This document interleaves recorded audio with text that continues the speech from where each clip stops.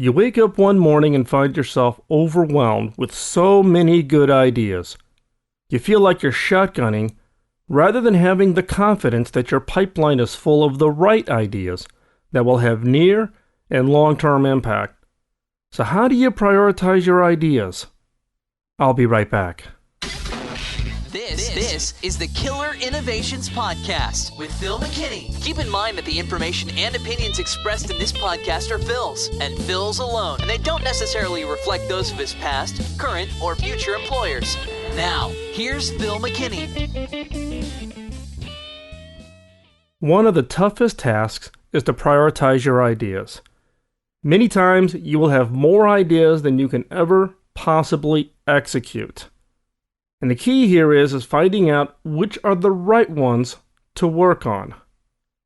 Now, some of this is skill that you can learn, and some of it will come from just plain experience. It's always toughest to get the first ideas through the process and get a product or service into the marketplace. And after you've done that a few times, you kind of build up a little bit of a sixth sense of what will work within your organization.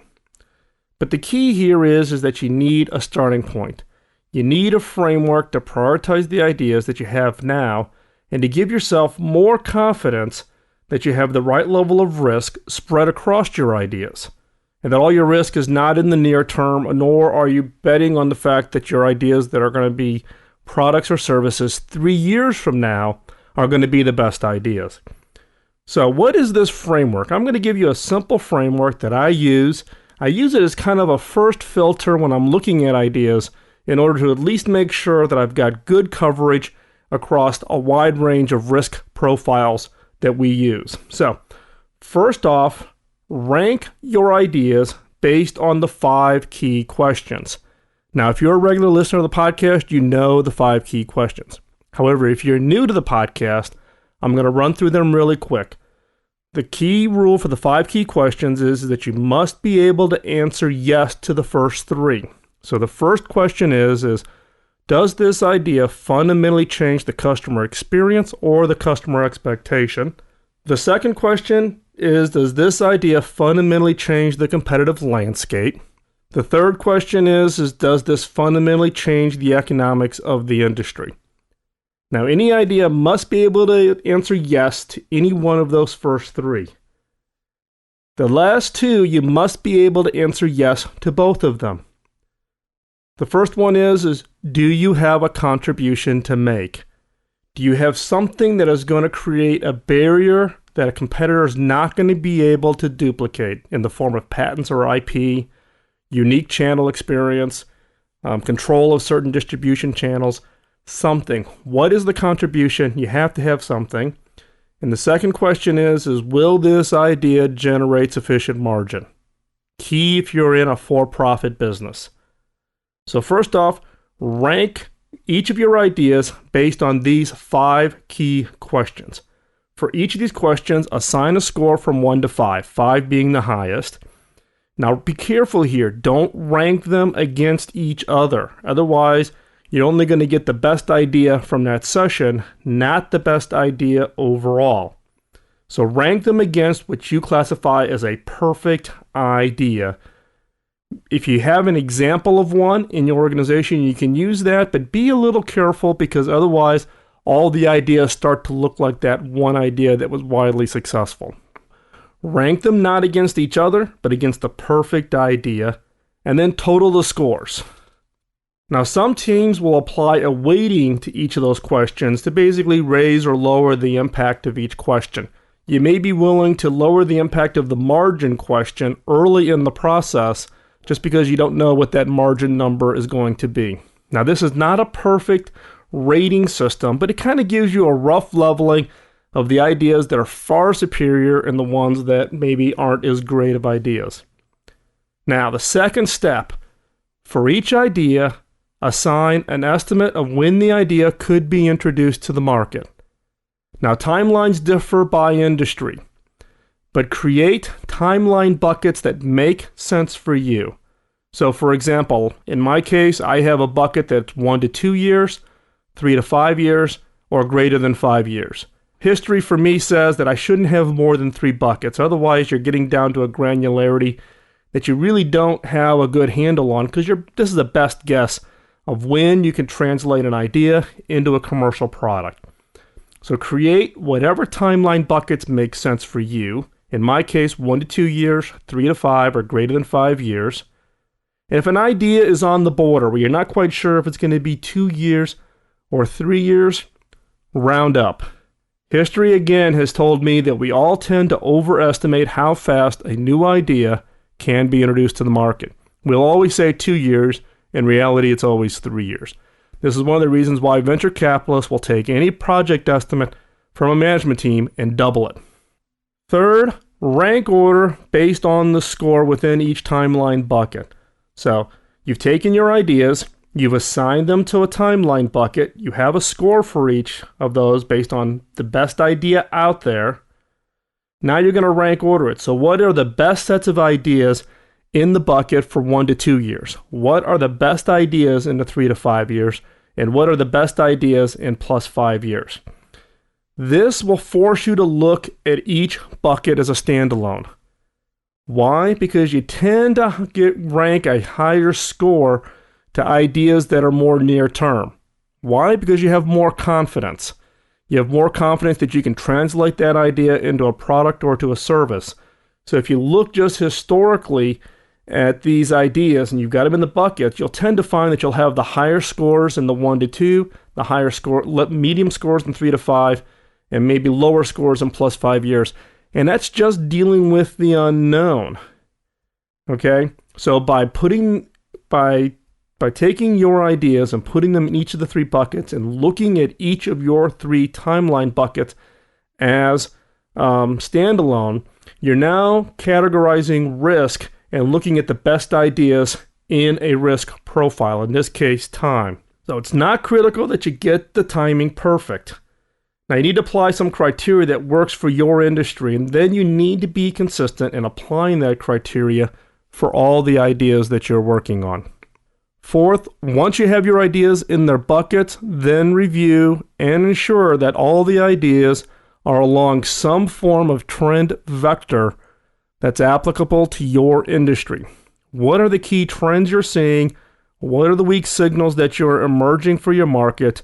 And do you have ideas along each of those trend vectors or weak signals? Now, odds are, as you early on when you're building out this map of ideas across the timeline, you're going to be missing some areas. That is a trigger for you to go back and run an idea session around a particular trend vector across a specific timeline. So if you have a weak signal that, I'll use an example that says social networking.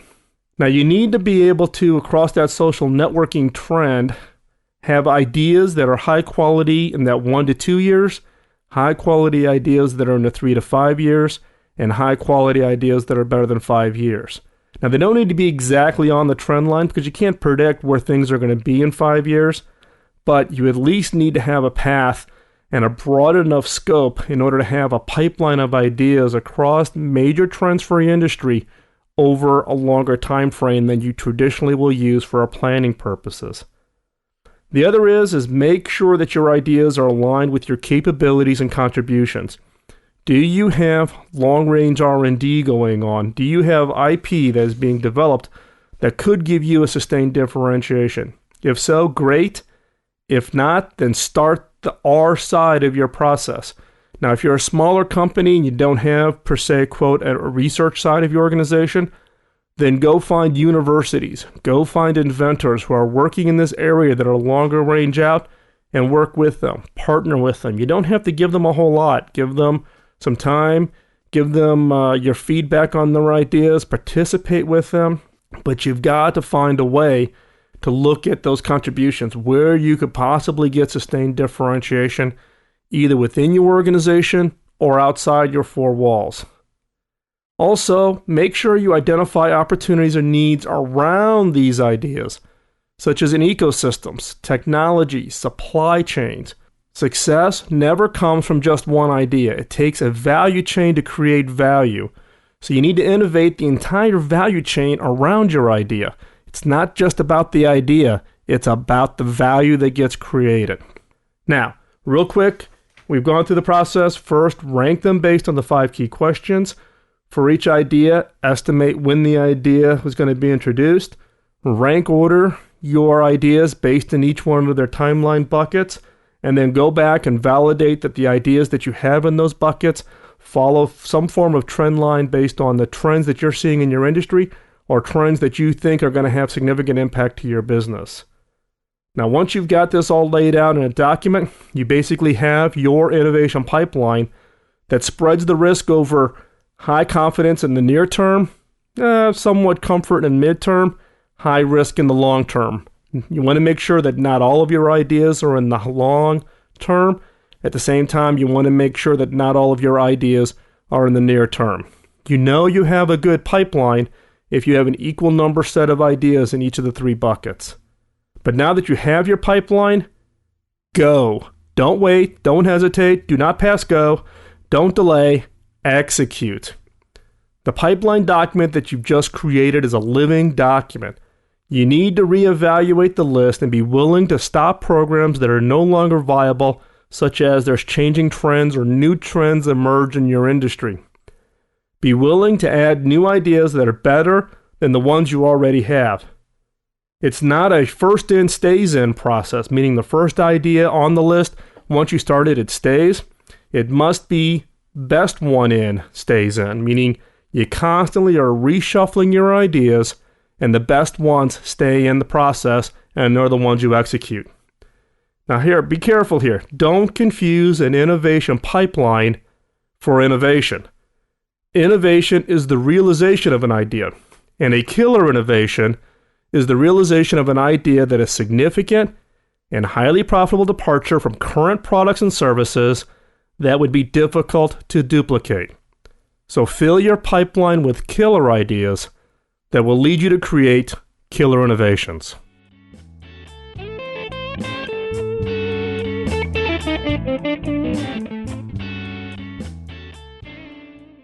One key step of self-evaluation that is necessary when prioritizing your ideas is, can you execute? Some of you will be overly critical of yourself or your organization, so be careful. If you're thinking in your mind that, we could never do this, you're the one holding back the organization. It's not management. It's not your current boss. If you think that and you use that as a barrier to take the next step, then you're the one holding the organization back. So, when asking yourself the following questions, here are some rules. Drop all misbelief. Ignore your history. Ignore your past. Drop all misbelief. Assume you can do it and ask yourself how. This week's killer questions are: 1. Do we have the structural attributes to be a shaper? Can we shape a go-to-market? Can we shape the supply chain to meet the needs for this market? Do we have the relationship with the customer segment? Do you have the structural attributes to be a shaper? Go-to-market, supply chain, relationship with the customer segment. Anything that you need to shape that goes from the idea to delivering value to the customer. The second killer question: can we get our groups excited? Will management understand the idea? It's hard to get management excited if management doesn't understand the idea. Now, part of the challenge, if you're in a high-tech field, is to deal with age gap between the management that's making the decisions and the trends that are emerging. Does your executive team even know what Facebook is? Do they have a Facebook page if you're trying to pitch them a Web 2.0 strategy? Will they grasp the impact and the fundamental change, or do they just not get it? Now, I'm not saying this is a reason not to pitch the idea, but you use this to understand how you need to change the pitch. Now, I've talked about in a previous podcast about being able to create analogies. If you can't get your group, your executives excited about the base idea, then use an analogy so they do understand the comparison. Understand the comparison between mainframes to mini computers to PCs, to understand that people who developed minis could not make the transition to PCs. just like the people today may not be able to make the transition to the next trend. So can your groups get excited? The third question, will senior management support it? How risky is the idea? Is this a bet the business idea? And what's the risk profile of your management? Can you get them to support it? Is this in line with the scope of ideas supported by management in the past, or are you asking for something totally different? Now again, getting a no or getting that this is going to be hard for any of these three questions is not a reason to stop. Remember, drop all misbelief. Assume you can do it. Ask yourself how. So again, 1, do we have the structural attributes to be a shaper? Or is the organization structure we have today going to be the barrier? 2, can we get our groups excited? The existing groups within your organization, can you get them excited? And 3, will senior management support it? If you get a no or you get, boy, this is going to be hard, use that as an area of focus to figure out how you're going to get management to support it, how you're going to get groups excited, and how you're going to use your structural attributes to be a shaper. And with that, if you answer these 3 questions and you use them to prioritize how you need to interact with the organizations such that you can successfully execute the idea, then you're going to be a winner.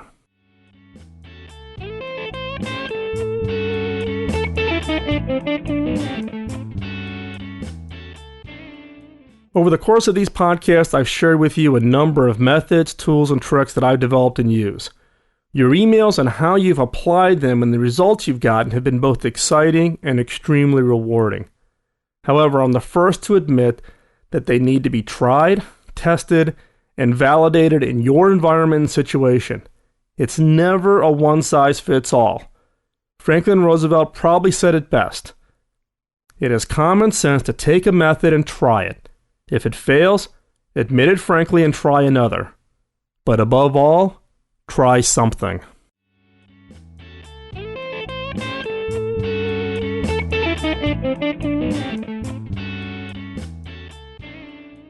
And with that, thanks for listening. Please send your feedback to podcast@killerinnovations.com. You can post your comments on the show directly within the show notes. Also, you can post their topics that you would like to hear in upcoming podcasts. I'm now posting the full transcripts for the 2007 shows. I'm usually about 2 shows behind, but I think all the transcripts are now up and loaded back to January 1st of 2007, so you can actually go and download and read the actual transcripts from the show. There are multiple ways for you and I to connect and communicate. First off, you can use LinkedIn. You can send me an invite from LinkedIn. Just send it to the podcast@killerinnovations.com. I'm also now on Facebook. You can just go to killerinnovations.com, see the Facebook little window on the right-hand side, click on it, and we can connect on Facebook. Or as always, you can also connect with me on Skype at Phil_McKinney. Now, please note that if you're a listener of the podcast, and I'll accept the invitation, but as you can imagine, I get a lot of LinkedIn, a lot of Facebooks. I don't get a lot on Skype, but Facebook and LinkedIn, I get a lot of requests. So I would just ask that you please let me know that you are a listener to the podcast. Also on Facebook, there is a Killer Innovations group site, so you can meet up with other listeners of the podcast or other people interested in innovation and creativity. And feel free to post comments, start discussions, engage other members of the community in helping you or contributing to solving innovation challenges that others are having that are listeners of the podcast. Feel free, if you have a blog or if you have a website, feel free to link to the Killer Innovations site. Also, don't forget to vote. Voting for your podcast is the easiest way to say thanks for the producers of all the great content that's out there. If you're listening to this podcast, I'm confident that you're listening to a number of the other great podcasts that are out there.